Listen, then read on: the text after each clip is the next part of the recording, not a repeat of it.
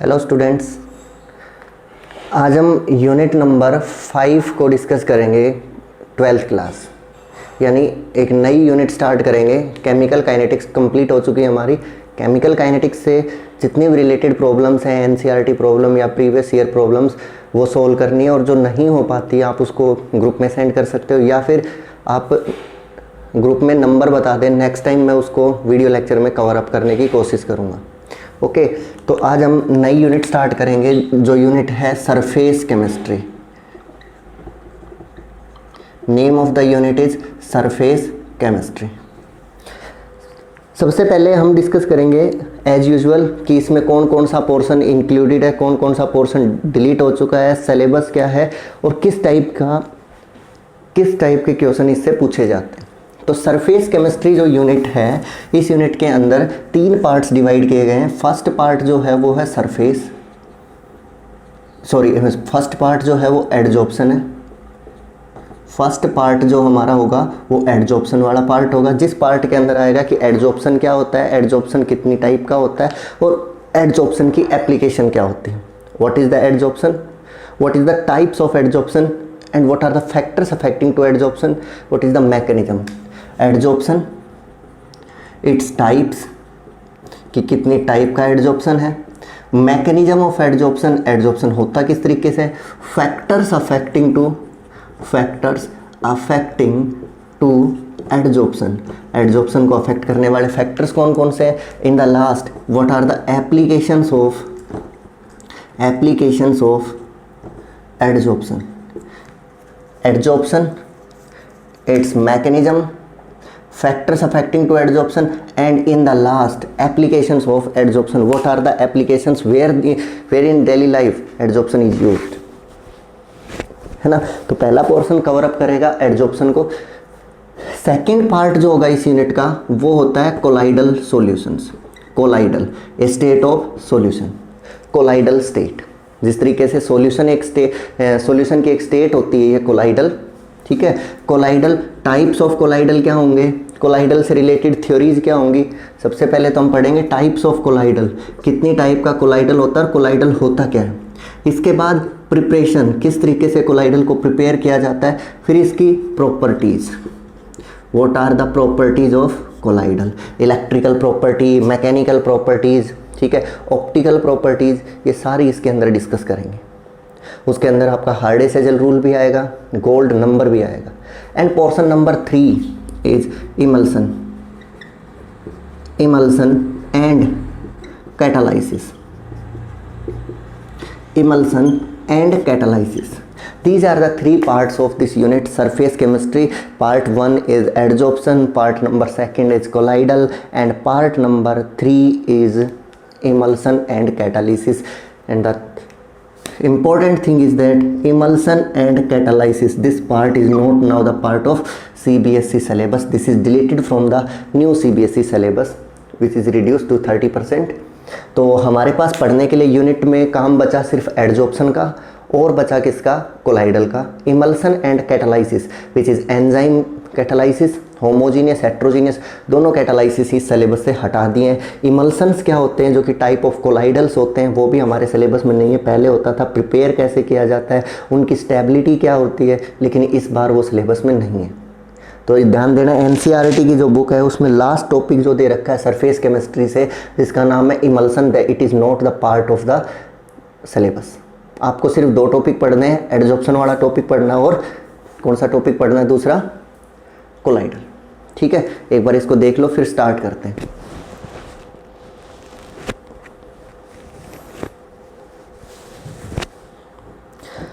Okay, तो let's start with the first topic which is adsorption.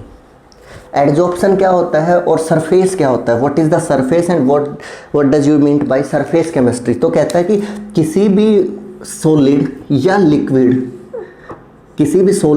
Liquid की जो first layer होती है, फर्स्ट लेयर ऑफ पार्टिकल्स है, लाइक ये आपका एक लिक्विड मॉलिक्यूल, एक लिक्विड सैंपल रखा हुआ है, ये कंप्लीट लिक्विड है, ठीक है। इस तरीके का एक लिक्विड सैंपल रखा हुआ है। इस लिक्विड सैंपल की जो फर्स्ट लेयर है, यानी ऊपर तो आपके पास एयर प्रेजेंट है और नीचे आपके पास लिक्विड प्रेजेंट है, तो लिक्विड और लिक्विड और एयर के बीच में जो इंटरफेस क्रिएट करती है लेयर, वो फर्स्ट लेयर ऑफ लिक्विड को जनरली क्या बोला जाता है? Surface of the liquid. This first layer of the liquid is known as surface of the liquid. यानी एक ग्लास के अंदर पानी भरा हुआ है, तो पानी भरा हुआ है तो उसकी जो वाटर की सबसे ऊपर वाली लेयर है, जिसके बाद आपको एयर स्टार्ट हो जाएगी, उस लेयर का नाम, फर्स्ट लेयर का नाम क्या रखा जाता है? Surface.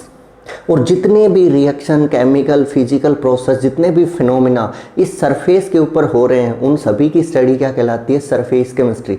The study of the phenomena which are occurring on this surface is known as surface chemistry. समझ गए? The first layer of the sample, first layer of the sample is generally known as surface of the sample. किसी भी दिए गए liquid या किसी भी दिए गए सॉलिड, जैसे फॉर एग्जांपल मेरे पास ये मार्कर है, इस मार्कर के बारे में बात करूँ तो जो इसका वाइट कलर का सरफेस, जो सबसे ऊपर वाली लेयर हमें दिखाई दे रही है, इसको जनरली क्या बोलेंगे? Surface of the marker. जितनी भी रिएक्शन इस सरफेस पे होती हैं, उनकी स्टडी किसके अंदर करी जाती है? सरफेस केमिस्ट्री में। ओके, द फर्स्ट लेयर और interface of any liquid or solid is named as surface,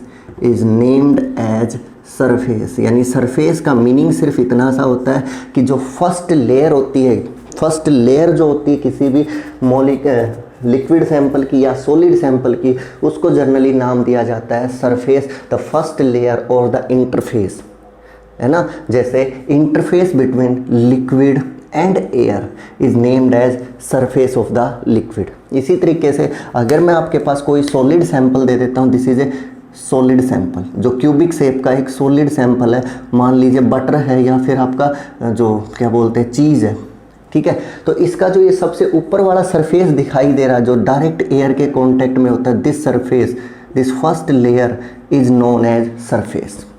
इसी तरीके से ऊपर वाला जो फर्स्ट लेयर दिखाई दे रही है, इंटरफेस दिखाई दे रहा है, इस इंटरफेस को जनरली हम क्या बोलते हैं? सरफेस ऑफ द सैंपल, है ना। तो किसी भी सॉलिड पार्टिकल या लिक्विड पार्टिकल का जो सबसे पहली लेयर ऑफ मॉलिक्यूल्स होती है, उसका नाम क्या रखा जाएगा? Surface of the molecule. Surface chemistry, what is the surface chemistry? Surface chemistry deals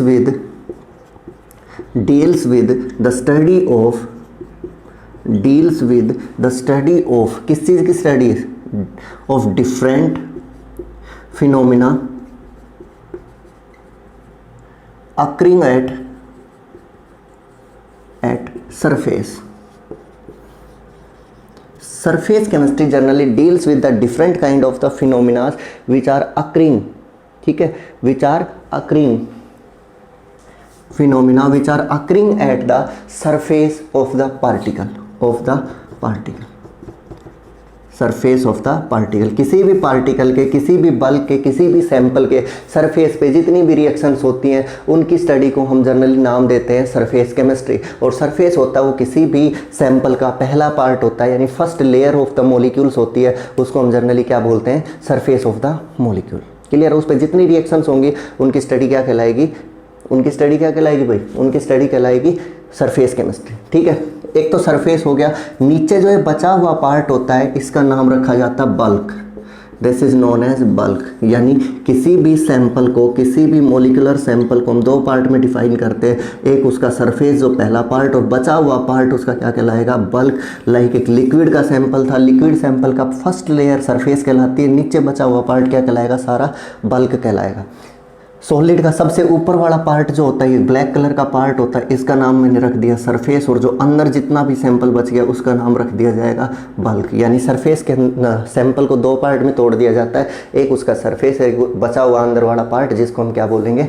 bulk of the surface, ठीक है। और जो फिनोमिना इस सरफेस पे होंगे उनको सरफेस फिनोमिना बोला जाता है, उनकी स्टडी सरफेस केमिस्ट्री कहलाती है। आई थिंक सबको समझ में आ गया होगा कि सरफेस क्या होता है, सरफेस केमिस्ट्री क्या होती है। तो सरफेस सबसे ऊपर वाला पार्ट, अंदर बचा हुआ सारा पार्ट क्या कहलाएगा? बल्क। सरफेस ऊपर वाला पार्ट, अंदर बचा हुआ पार्ट क्या होगा? बल्क। हम स्टार्ट करते हैं पहला सरफेस फिनोमिना। पहली सरफेस फिनोमिना का नाम है एडजॉर्प्शन। एडजॉर्प्शन एक सरफेस रिएक्शन होती है, सरफेस फिनोमिना होता है, एक सरफेस फेनोमिना होता है, यानी एक ऐसी रिएक्शन, ऐसा प्रोसेस जो कि सिर्फ सरफेस पे होगा, उसको जनरली हम क्या नाम देंगे, सरफेस फिनोमिना। तो ये जो एडजॉर्प्शन है, ये पहला टॉपिक हमारा, ये सरफेस फिनोमिना होता है। और एडजॉर्प्शन का मतलब क्या होता है, एक बुक पढ़ी है बहुत दिन से, मान लो, है ना, एक बुक पढ़ी है, रूम के अंदर बंद है और रूम भी मैंने नहीं खोला बहुत दिन से, तो क्या होगा, बुक के सरफेस पे डस्ट चिपक जाती है। बुक के सरफेस पे क्या चिपक जाती है, डस्ट। जो वो सरफेस के ऊपर डस्ट चिपकी हुई है, अट्रैक्ट हुई है, रिटेन हुई है वहाँ पे, this process is known as adsorption. The process of attracting the particles over the surface is known as adsorption, is known as adsorption. और एग्जांपल बताता हूँ, जब भी हम कोई इलेक्ट्रॉनिक्स आइटम खरीद के लाते हैं तो उसके अंदर एक सिलिका जेल का इतना सा पाउच मिलता है, ऊपर लिखा होता है silica gel do not eat. तो वो किस काम आता है, वो इस काम आता है, उस सैंपल, उस पाउच को वहाँ पे इसलिए रखा गया है कि ताकि बॉक्स बंद होने के बाद उसमें जितना भी मॉइस्चर हो, सारा वो सिलिका जेल अपने ऊपर क्या कर ले, एडजॉर्ब कर ले, और हमारा इलेक्ट्रॉनिक आइटम ख़राब ना हो। तो वो जो सिलिका जेल के ऊपर वाटर चिपकने वाला है, रिटेन होने वाला है, उस प्रोसेस का नाम हम क्या बोलेंगे, एडजॉर्प्शन। उस प्रोसेस का नाम क्या रखा जाएगा, एडजॉर्प्शन। तो एडजॉर्प्शन के बारे में क्या कहेंगे, adsorption the phenomena of attracting and retaining the molecules of a substance on the surface of solid or liquid. the process of ध्यान से सुनना, the process of attracting, सबसे पहले मैंने बोला process of attracting and retaining of the particles over the surface of a liquid or solid, ये half definition लिखी। इसके बाद क्या आगे लिखता हूँ मैंने सिर्फ इतना लिखा कि एक प्रोसेस होता है जिसके अंदर किसी भी लिक्विड का सरफेस या सॉलिड का सरफेस उसके आसपास में घूम रहे मॉलिक्यूल्स को अपनी ओर अट्रैक्ट करता है। अट्रैक्ट करने के बाद वो पार्टिकल उसके सरफेस पे आके रिटेन करते हैं, रुक जाते हैं। उस प्रोसेस का नाम क्या बोला जाता है, एडजॉर्प्शन। क्लियर। जैसे मैंने एक डायग्राम बनाता हूँ जिसके अंदर ये एक सॉलिड का सरफेस है, सबसे ऊपर वाला पार्ट है सॉलिड का। इस सॉलिड के सरफेस पे, this is the surface of solid, और इसके ऊपर आके ये डस्ट पार्टिकल क्या हो गए, रिटेन हो गए, जुड़ गए इसके सरफेस पे। ठीक है, ये प्रोसेस क्या हो गया, सरफेस ऑफ सॉलिड। सॉलिड के सरफेस पे कुछ पार्टिकल्स अट्रैक्ट होके वहीं पे रुक गए, इस प्रोसेस का नाम बोला जाता है एडजॉर्प्शन। बट बात ये है,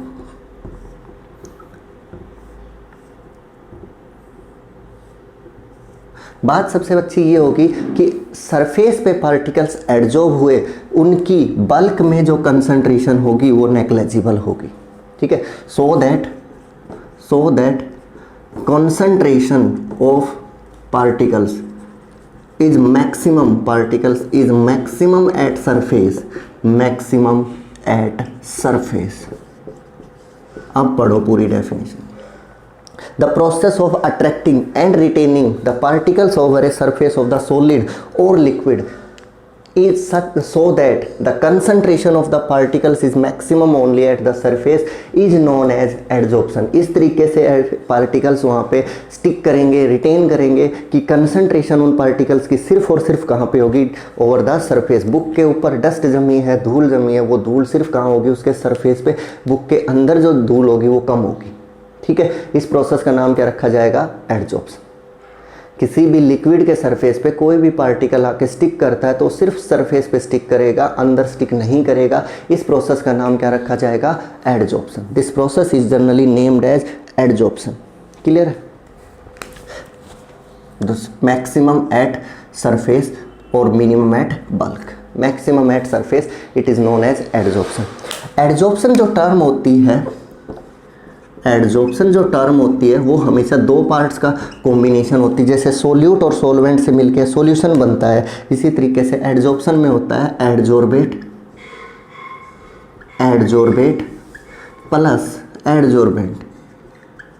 adsorbate plus adsorbent, like solution. Solution में हमेशा होता है एक सोल्यूट जो कम अमाउंट में होता है, प्लस में जो ज़्यादा अमाउंट में होता है उसको जनरली क्या बोला जाता है, सॉल्वेंट। तो सोल्यूट की तरह होता है एडजॉर्बेट और सॉल्वेंट की तरह होता है एडजॉर्बेंट। कंपोनेंट और part of the adsorption, part of adsorption, या फिर लिखो सीधा द पार्टिकल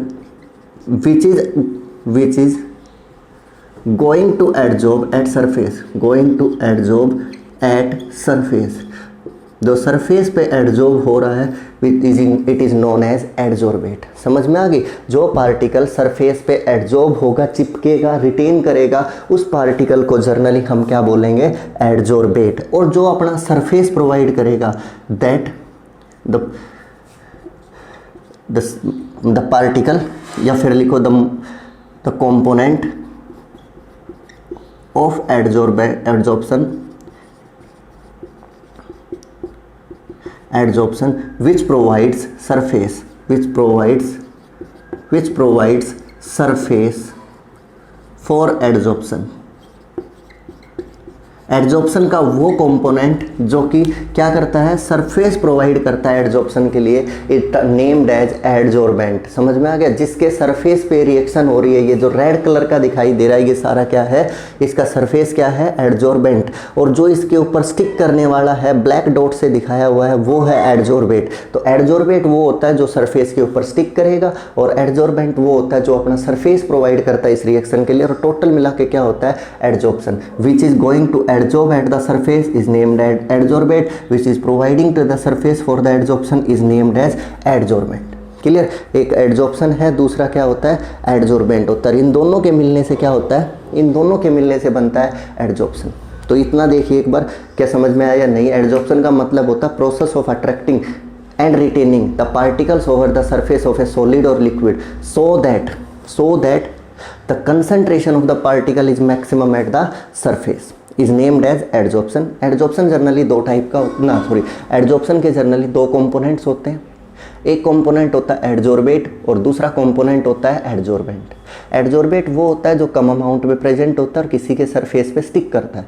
एडजॉर्बेंट वो होता है जो सरफेस प्रोवाइड करता है और जिसके ऊपर ये रिएक्शन होती है, उसे एडजॉर्बेंट बोला जाता है। डायग्राम में रेड कलर से जिसका सरफेस दिखाया हुआ है वो आपका एडजॉर्बेंट है और जो ब्लैक डॉट्स दिखाए हुए हैं वो जर्नली आपके क्या हैं, एडजॉर्बेट पार्टिकल्स। क्लियर है? अब यहाँ एक छोटी सी टर्म लिखी जाती, ओक्यूलेशन। ओक्यूलेशन का मीनिंग क्या होता है? ओक्यूलेशन का मीनिंग होता है the adsorption of A gas, the adsorption of gas particles over a solid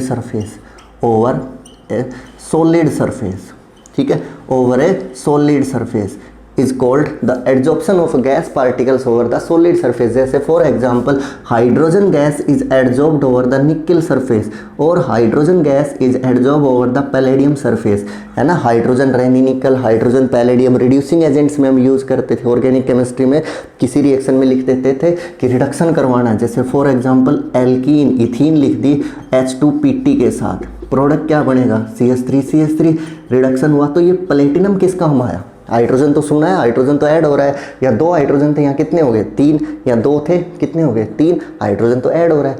क्या हुआ प्लेटिनम के साथ? प्लेटिनम एक ऐसा पार्टिकल है जो सॉलिड है और गैस को एडजॉर्ब होने के लिए क्या दे रहा है, सरफेस दे रहा है। तो जो सरफेस प्रोवाइड कर रहा है सॉलिड है और जो एडजॉर्ब हो रही है वो क्या है, गैस है। ऐसा कॉम्बिनेशन ओक्यूलेशन कहलाता है। जैसे ये एडजॉर्बेट है, ये आपका एडजॉर्बेट है और ये आपका क्या है, एडजॉर्बेंट। एक एडजॉर्बेट और दूसरा क्या है, एडजॉर्बेंट। इन दोनों के मिलने से क्या हुआ, एडजॉर्प्शन। समझ में आ गई बात कि भाई सॉलिड जो है वो तो सरफेस प्रोवाइड कर रहा है और गैस उसके ऊपर एडजॉर्ब हो रही है। इस प्रोसेस का जर्नली नाम क्या रखा जाएगा, adsorb, occlusion. This process is basically known as occlusion. Clear है? एक बार ये स्पेलिंग करेक्ट कर लेना ओक्यूलेशन की, OCCLUSION होता है, OCCLUSION होता है ओक्यूलेशन। ठीक है,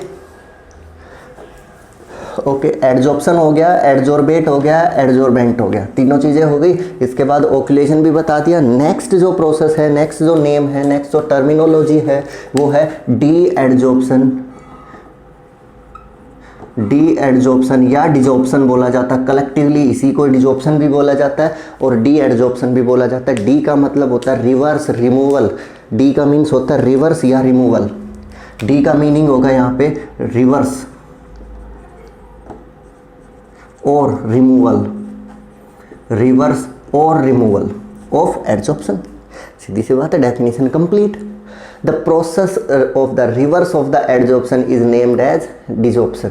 मीन्स एडजॉर्प्शन में क्या हुआ, एक पार्टिकल आके दूसरे के सरफेस पे एडजॉर्ब हो गया, उसी को हीट कर दिया तो वो पार्टिकल उस सरफेस को लीव करके चला गया, उसको क्या बोला जाएगा, desorption. The process of removing of the particles over a surface, the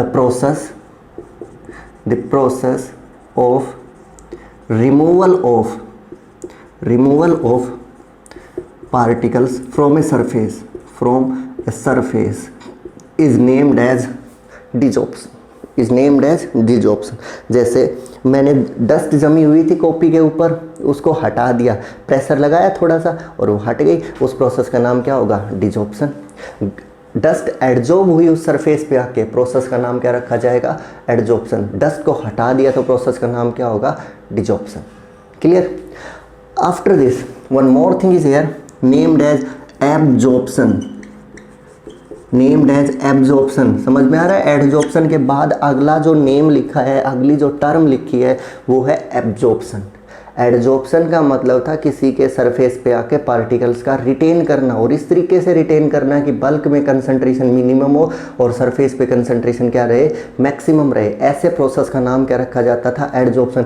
but absorption में क्या होता है कि कोई भी सैंपल है, बल्क है, उसके ऊपर आके पार्टिकल्स का एडजॉर्प्शन हो रहा है, और इस तरीके से एडजॉर्प्शन हो रहा है जितनी कंसंट्रेशन ऊपर है पार्टिकल्स की सरफेस पे, उतनी ही कहाँ पे मिलेगी, बल्क में। कोई डिफरेंस नहीं है बल्क में पार्टिकल्स और सरफेस पे पार्टिकल्स की संख्या अगर सेम हो जाए तो उसे हम क्या बोलते हैं, absorption. In this process the concentration और amount of adsorbate is same at surface and bulk. Surface और बल्क में दोनों जगह पे कॉन्सेंट्रेशन ऑफ एडजॉर्बेट क्या हो जाएगी, सेम हो जाएगी। तो इस प्रोसेस का नाम जनरली क्या रखा जाएगा, एब्जॉर्प्शन। और एडजॉर्प्शन में क्या होता था, पार्टिकल्स की कंसंट्रेशन मैक्सिमम कहाँ पे होती थी, मैक्सिमम होती थी सरफेस पे और मिनिमम कहाँ होती थी, बल्क में, है ना। लेकिन यहाँ पे जस्ट क्या हो गया, रिवर्स हो गया। एग्जाम्पल लिख के मैं दोनों को अलग अलग सेपरेट करके बताता हूँ कि किस तरीके से ये एग्जाम्पल सेट होगा, यानी कैसे आप डिफ्रेंशिएट कर सकते हो। देखो, मैंने कहा तुम्हारे पास एक तो सिलिका जेल है, ठीक है, एक है आपके पास सिलिका जेल की बॉल है सिलिका जेल की, ठीक है, सिलिका जेल की, और एक साइड जो बॉल है आपकी, वो बॉल किसकी है, कैल्शियम हाइड्रोक्साइड की। एक साइड तो आपके पास सिलिका जेल है, ठीक है, और दूसरी साइड आपके पास जो है वो कैल्शियम हाइड्रोक्साइड है। दोनों को एक मॉइस्चराइज्ड सिस्टम के अंदर बंद कर दिया, एक बॉक्स में बंद कर दिया, जिस बॉक्स के अंदर मॉइस्चर भरा हुआ है, ठीक है। एक साइड तो सिलिका है, सिलिका जेल की पैकेट है या बॉल्स है या पैकेट्स है। किस तरीके से याद करोगे सिलिका जेल को, इलेक्ट्रॉनिक्स आइटम खरीद के लाते हैं, उसके अंदर एक सफ़ेद रंग का पाउच निकलता है, वो सिलिका जेल होता है। कैल्शियम हाइड्रोक्साइड जो होता है वो सेक्ड लाइम होता है, यानी जो लाइम स्टोन्स होते हैं उसको वाटर में डिजोल्व कर देते हैं तो वो क्या बन जाता है, सेक्ड लाइम। दोनों को हमने किस में रख दिया, मॉइस्चराइज सिस्टम में। अब क्या होगा, जितना भी मॉइस्चर वहाँ प्रेजेंट था, वो मॉइस्चर अब इनके साथ रिएक्ट करना शुरू करता है। तो सिलिका जेल के सरफेस पे आके और ये जो मॉइस्चर था वो एडजॉर्ब होना स्टार्ट होता है। सिलिका जेल के सरफेस पे जितना भी ये वाटर मॉलिक्यूल थे, सैंपल थे, ये आके एडजॉर्ब होना स्टार्ट हो जाते हैं, रिटेन करना स्टार्ट हो जाते हैं। लेकिन इनकी कंसंट्रेशन सिर्फ और सिर्फ कहाँ पे होती है, सरफेस पे। जबकि कैल्शियम हाइड्रोक्साइड को देखा गया वो अंदर से भी उतना ही गीला पाया गया जितना उसके सरफेस पे था, यानी उसके ऊपर पार्टिकल्स क्या होने लगे, स्टिक हो रहे हैं। लेकिन बल्क और सरफेस दोनों पे कंसंट्रेशन इक्वल पाई गई, यानी पानी के मॉलिक्यूल सरफेस पे भी एब्जॉर्ब हुए और बल्क के अंदर भी चले गए। ये किस में हुआ, कैल्शियम हाइड्रोक्साइड में। सिलिका जेल वाली बॉल्स के साथ क्या हुआ, उनके सिर्फ सरफेस पे क्या पाए गए, वाटर मॉलिक्यूल, यानी इसने तो शो किया एडजॉर्प्शन, इसने तो शो किया एडजॉर्प्शन और इसने शो किया absorption.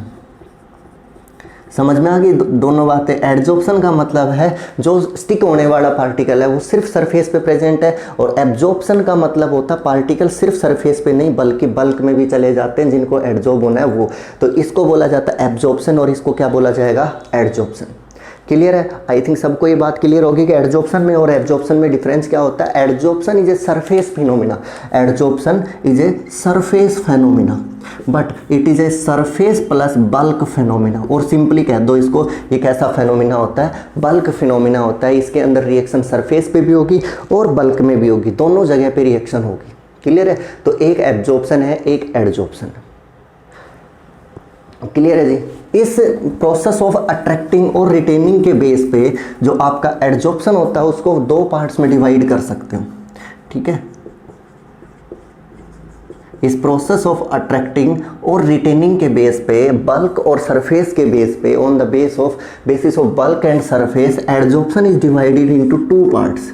Adsorption is divided into two parts कि भाई सरफेस पे रिएक्शन हो रही है, सरफेस फेनोमिना है, इसके बेस पे हम एडजॉर्प्शन को दो पार्ट में डिवाइड करते हैं। First is the positive adsorption, ध्यान देना चाहिए। पहला होता है पॉजिटिव एडजॉर्प्शन, सेकंड होता है नेगेटिव एडजॉर्प्शन। बहुत थोड़ा छोटा छोटा डिफरेंस होता है एडजॉर्प्शन में, positive adsorption, negative adsorption, absorption, in term से बहुत कम डिफरेंस होता है। कैसे? देखो, अगर कोई भी एडजॉर्प्शन हुआ और उस एडजॉर्प्शन के बाद एडजॉर्बेट की जो कंसंट्रेशन थी, जिसको एडजॉर्ब होना था, उसकी कंसंट्रेशन मैक्सिमम कहाँ पाई गई, maximum concentration of adsorbate at surface and minimum at bulk, यानी वही डेफिनेशन जो मैंने एडजॉर्प्शन में पढ़ाई थी वही मैंने पॉजिटिव एडजॉर्प्शन में कहा कि अगर कोई भी एडजॉर्प्शन होता है उसके अंदर जो एडजॉर्बेट है, जिसको आके चिपकना है, उसकी कंसंट्रेशन सिर्फ सरफेस पे है मैक्सिमम, और बल्क में उसकी कंसंट्रेशन क्या मानी गई, मिनिमम। ऐसे प्रोसेस का नाम क्या रखा जाएगा, पॉजिटिव एडजॉर्प्शन। जैसे देखो, जिन पार्टिकल्स को एडजॉर्ब होना था वो मैक्सिमम कहाँ प्रेजेंट है, सरफेस पे। कोई एक दो पार्टिकल कहाँ प्रेजेंट है, अंदर बल्क में। तो इस प्रोसेस का नाम क्या रखा जाएगा, positive adsorption. If the concentration of adsorbate is maximum at the surface and minimum at bulk, that process is known as positive adsorption. The concentration of the adsorbate is maximum at the surface and minimum at the bulk, process is known as positive adsorption. Then what is the negative adsorption? If the concentration of adsorbate is maximum at bulk, उल्टा लिख दिया, bulk and minimum at surface. ठीक है? उसका नाम क्या रखा जाएगा, maximum at bulk, minimum at surface. This is named as negative adsorption. जो एडजॉर्प्शन होता है उसका just reverse, this is the liquid surface और इसके अंदर कोई एडजॉर्प्शन हुआ और वो एडजॉर्प्शन के बाद जो एडजॉर्बेट की अमाउंट थी मैक्सिमम पाई गई कहाँ पे, बल्क पे। ठीक है? ये क्या है, एडजॉर्बेट मैक्सिमम कहाँ रखा हुआ है, एडजॉर्बेट बल्क में, और मिनिमम कहाँ रखा हुआ है, सरफेस पे। या यूँ कहीं सरफेस पे है ही नहीं, या तो मिनिमम बोलो बल्क सरफेस पे, या सरफेस पे मान लो है ही नहीं। ऐसे प्रोसेस का नाम क्या रखा जाएगा, नेगेटिव एडजॉर्प्शन। तो एडजॉर्प्शन दो टाइप का बताया, पॉजिटिव एडजॉर्प्शन और नेगेटिव एडजॉर्प्शन। पॉजिटिव एडजॉर्प्शन का मतलब है सरफेस पे सारा पार्टिकल स्टिक कर गया, कोई एक दो पार्टिकल अंदर चला गया। लेकिन अगर पार्टिकल सारे अंदर चले गए, सरफेस पे नहीं बचे, तो नेगेटिव एडजॉर्प्शन। और बल्क और सरफेस दोनों पे एडजॉर्बेट की कंसंट्रेशन सेम हो जाए तो उसी का ही नाम मैंने एब्जॉर्प्शन लिखाया था। उसी का नाम थोड़ी देर पहले मैंने क्या लिखवाया था, एब्जॉर्प्शन। उसी का नाम क्या लिखवाया था मैंने, एब्जॉर्प्शन। की बल्क में भी हो पार्टिकल और सरफेस पे भी हो पार्टिकल, दोनों का नाम क्या रखा जाएगा, दोनों को मिला के क्या बोला जाएगा, एब्जॉर्प्शन। दोनों को मिला के क्या बोला जाएगा भाई साहब, एब्जॉर्प्शन। आई थिंक ये बात सबको क्लियर होगी। ओके, आगे बढ़ने से पहले मैं एक बार उन टर्म्स को फिर से लिख देता हूं जो अभी मैंने पढ़ाई हैं। पहली टर्म मैंने पढ़ाया सरफेस क्या होता है। The first layer of the sample is named as surface. Surface के बाद मैंने पढ़ाया bulk. Bulk is the remaining part of the sample. Except surface, remaining part of the sample is known as bulk. फिर मैंने पढ़ाया adsorption. Adsorption is the process of attracting and retaining the particles over a surface so that the maximum particles retain over the surface, क्योंकि एक surface phenomena है। Adsorption के बाद मैंने पढ़ाया adsorbate, which is going to adsorb over a surface, adsorbate, which is providing the surface, adsorbent.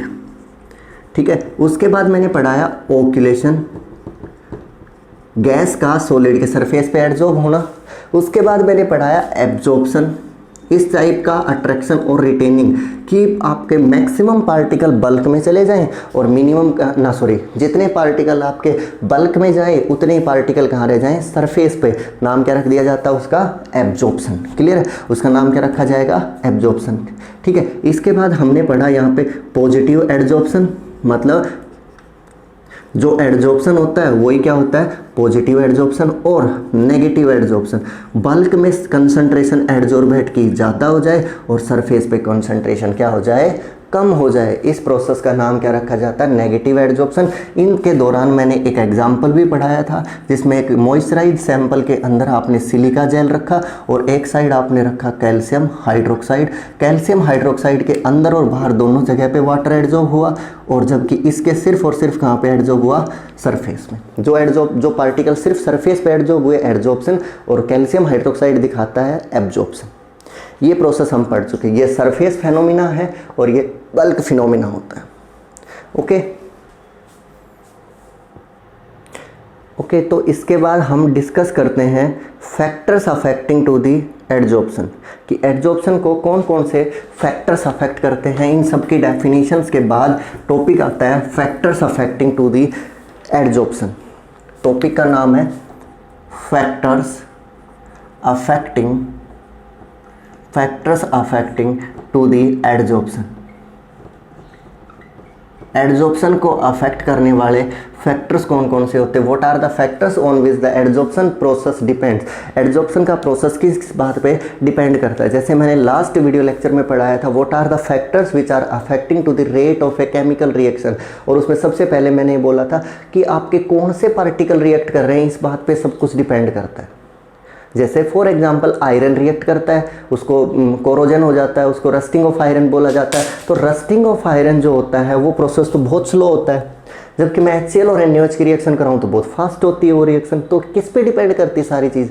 सबसे main और important factor जो होता है वो होता है कि आप किस चीज़ पे किसको एडजॉर्ब करवा रहे हैं, किस चीज़ पे किसको एडजॉर्ब करा रहे हैं। ऑयल पे अगर डस्ट को एडजॉर्ब कराया तो बहुत जल्दी एडजॉर्ब हो गया। डस्ट को अगर मैं किसी कागज़ के सरफेस पे करवाता हूँ, पेपर के सरफेस पे कराता हूँ, हो सकता है बहुत स्लो प्रोसेस होगा, है ना। तो दोनों चीज़ों में डिफरेंस है। बात इस बात पे डिपेंड करती है आप किस चीज़ को किसके ऊपर एडजॉर्ब करवा रहे हो, what is going to adsorb on the surface, है ना। तो ये कहता है कि फैक्टर्स में सबसे पहला चीज़ जो आती है, जो फैक्टर सबसे ज़्यादा अफेक्ट करता है, that is the nature of particles,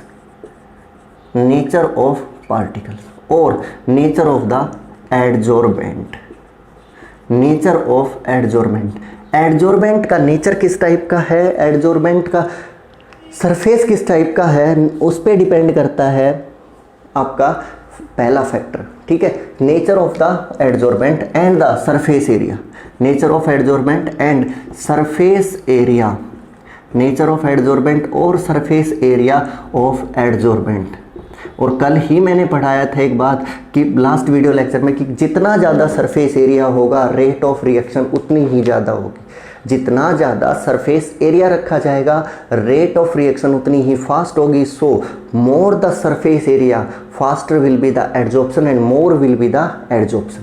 ठीक है, more the surface area, more the surface area, more the surface area of adsorbent faster will be adsorption, faster will be adsorption, उतना ही फास्टर एडजॉर्प्शन होगा। So powdered particles, powdered particles shows a greater adsorption। यानी अगर आप adsorption करवाना चाहते हो तो अपने एडजॉर्बेंट को पीस करके पाउडर फॉर्म में कन्वर्ट कर लें। उनका सरफेस एरिया अगर ज़्यादा होगा तो एडजॉर्प्शन क्या होगा, हाइयर होगा। उनका सरफेस एरिया अगर हाई होगा तो उनका एडजॉर्प्शन क्या होगा, हाई होगा। तो ऐसी इसी वजह से बोला जाता है कि आपके जो चारकोल्स होता है, चारकोल के ऊपर कुछ भी एडजॉर्ब करवाओ। जैसे समुंदर से कोई शिप आ रहा है ऑयल लेके, मान लो एक शिप आ रहा है जिसके अंदर ऑयल है और किसी भी वजह से वो ऑयल लीक हो जाता है, ऑयल क्या हो जाता है, लीक हो जाता है, तो सी के समुद्र के ऊपर फैल जाएगा पानी के ऊपर वो तो ऑयल जितना भी था। उस ऑयल को वहाँ से हटाने के लिए हम क्या डालते हैं, पाउडर्ड फॉर्म में चारकोल बिखेर देते हैं। तो चारकोल पाउडर्ड फॉर्म में है, उसका सरफेस एरिया ज़्यादा है और सरफेस एरिया अगर उसका ज़्यादा है तो रिएक्शन जल्दी करेगा और सारा ऑयल अपने अंदर क्या कर लेगा, एडजॉर्ब कर लेता। फिर उस चारकोल को वहाँ से रिमूव कर लिया जाता है। तो कहता है जितना ज़्यादा सरफेस एरिया होगा उतनी ही फास्टर क्या होगी, हमारी केमिकल रिएक्शन होगी, यानी एडजॉर्प्शन उतना ही हाई माना जाएगा। तो जितना ज़्यादा आपका सरफेस एरिया होगा एडजॉर्बेंट का उतना ही ज़्यादा वहाँ पे क्या होगा, एडजॉर्प्शन होगा। तो जितना ज़्यादा अवेलेबल सरफेस एरिया होगा उतनी ज़्यादा क्या होगी, एडजॉर्प्शन होगा। क्लियर है। Second number, nature of gas adsorbing, gas get adsorbed. जो गैस एडजॉर्ब्ड हो रही है उसका भी नेचर इस बात को डिफाइन करेगा कि एडजॉर्प्शन कितना होगा। ठीक है, एडजॉर्प्शन को अफेक्ट करने वाला पहला फैक्टर था कि आपका जो सैंपल जिसके ऊपर एडजॉर्प्शन होना है, जो एडजॉर्बेंट है वो किस टाइप का। एडजॉर्बेंट अगर सॉलिड है तो उस पर एडजॉर्प्शन जल्दी हो जाता है। ठीक है, किसका, गैस का। और अगर उसका सरफेस एरिया ज़्यादा रखा जाए तो एडजॉर्प्शन उतना ही हाई माना जाता है। उसके बाद मैं पढ़ रहा हूँ कि जो गैस एडजॉर्ब हो रही है, क्योंकि सिलेबस में हमारे गैस का एडजॉर्प्शन सॉलिड पे ही दे रखा है, तो जो गैस एडजॉर्ब हो रही है उसका जो नेचर है वो भी बहुत डिटरमाइन करता है कि एडजॉर्प्शन कैसा होगा। तो ये कहता है कि ऐसा ऑब्जर्व किया जाता है कि जो गैसेज ज़्यादा पोलर होती है, जो गैसेज जनरली कैसी होती है, पोलर होती है, मोर पोलर गैसेज, मोर पोलर गैसेज, जिसको इस टाइप में भी लिखा जाता है जिनका क्रिटिकल टेम्परेचर, जिनका क्रिटिकल टेम्परेचर क्या होता है, हाई होता है। यानी जिन गैसेज को हम लिक्विफाई कर सकते हैं, जिन गैसेज को हम लिक्विड बना सकते हैं आसानी से। बात समझो, जिस गैस को आप जल्दी लिक्विड बना सकते हो, या जिस गैस का क्रिटिकल टेम्परेचर हाई होता है, या जो गैस पोलर होती है, तीनों में से एक बात बोल दो, जिस गैस को जल्दी लिक्विफाई किया जा सके, या जिस गैस का क्रिटिकल टेम्परेचर हाई हो, या जो गैस पोलर हो, वो गैस मोर एडजॉर्ब्ड होती है। ठीक है, liquefiable gas, liquefiable gas, more adsorption, more adsorption. ऐसा ऑब्जर्व किया जाता है कि more polar gases are more adsorbable on the solid surface. जितना ज़्यादा आपका गैस की पोलैरिटी रखी जाती है, एडजॉर्प्शन एक्सटेंट उतना ही ज़्यादा होता है। कंप्लीट थ्योरेटिकल यूनिट है, ये याद रखना। अभी तक जो हमने यूनिट पढ़ी थी उसमें न्यूमेरिकल भी थे, उनमें डेरिवेशंस भी थे, पर ये यूनिट कंप्लीट थ्योरेटिकल है ना। तो इसमें ये कह रहा है कि भाई जो ज़्यादा पोलर गैसेज होती हैं, मोर पोलर गैसेज होती हैं, वो जल्दी एडजॉर्ब होती हैं, और जो कम पोलर होती हैं वो धीरे धीरे। जैसे फॉर एग्जांपल H2 हाइड्रोजन, दोनों एटम सेम है इसके हाइड्रोजन के, तो इसका मतलब तो सीधा ये हुआ, ना किसी हाइड्रोजन पे प्लस चार्ज है, ना किसी हाइड्रोजन पे माइनस चार्ज है। नाइट्रोजन गैस, इस गैस में भी सेम केस है, दोनों नाइट्रोजन एटम है, और दोनों एटम अगर आपके नाइट्रोजन के दे रखे हैं तो चार्ज होने का कोई मतलब ही नहीं है। तो ये दोनों गैसेज किस कैटेगरी में आती है, नॉन पोलर कैटेगरी में। ये दोनों गैसेज किस कैटेगरी में आती है, नॉन पोलर में। इसके बाद NH3 की बात कर लो, नाइट्रोजन और हाइड्रोजन के बीच का बॉन्ड प्रेजेंट है, या बॉन्ड किस किस के बीच में, नाइट्रोजन और हाइड्रोजन में, nitrogen is more electronegative, minus hydrogen is less electronegative, positive. Sulphur dioxide, sulphur and oxygen के बीच का बॉन्ड है माइनस और plus. Carbon dioxide, this is minus, this is plus. तो अगर इलेक्ट्रोनेगेटिविटी में कहीं डिफरेंस दिखाई दे रहा है, अलग अलग एटम हैं, तो उन पे चार्ज होगा, पोलर होंगे वो पार्टिकल्स। वो पार्टिकल किस कैटेगरी में लाई करेंगे, ये गैसेस कौन सी कैटेगरी में लाई करेंगी, पोलर कैटेगरी में लाई करेंगी। और these are more adsorbable, get easily adsorbed, get easily adsorbed. तो अगर पेपर में आता है how the nature of gas adsorbed affects the adsorption, तो लिखोगे more the polarity of the gas और higher the critical temperature of the gas और more liquefiable the gas, more will be adsorption. Higher the critical temperature, more the polarity of the gas, higher will be the adsorption. तो दो factor मैंने अभी पढ़ाए हैं, इन दोनों factor को एक बार चेक करो। तो मैंने अभी पढ़ाया आपको कि नेचर ऑफ द पार्टिकल और एडजॉर्बेंट और the surface area of the adsorbent. More the surface area, more will be the adsorption. Powder form में रखो, जल्दी एडजॉर्प्शन होगा। उसके बाद मैं कहता हूँ कि nature of the gas adsorb, जो गैस एडजॉर्ब हो रही है उसका नेचर बताओ किस टाइप का, वो कैसे अफेक्ट करता है। जितनी गैस ज़्यादा पोलर होगी तो उतना ही ज़्यादा क्या होगा, एडजॉर्प्शन होगा। यानी H2 कम होगी, N2 ज़्यादा होगी, ठीक है, सल्फर डाइऑक्साइड, फिर इसके बाद NH3, इस टाइप का ऑर्डर देखा जाता है। क्यों, क्योंकि ये दोनों नॉन पोलर गैस है, ये दोनों क्या है, पोलर गैस। जो गैसेज पोलर होती हैं ज़्यादा, वो ज़्यादा एक्सटेंट से एडजॉर्प्शन होता है, एक्सटेंट ऑफ एडजॉर्प्शन ज़्यादा होता है। इसके बाद टेम्परेचर का इफेक्ट, प्रेशर का इफेक्ट, ये दो इफेक्ट बचे हैं। इन दोनों इफेक्ट्स को भी हम नेक्स्ट वीडियो लेक्चर में कवर अप करने की कोशिश करेंगे। क्लियर है? Okay, thank you, that's all for today.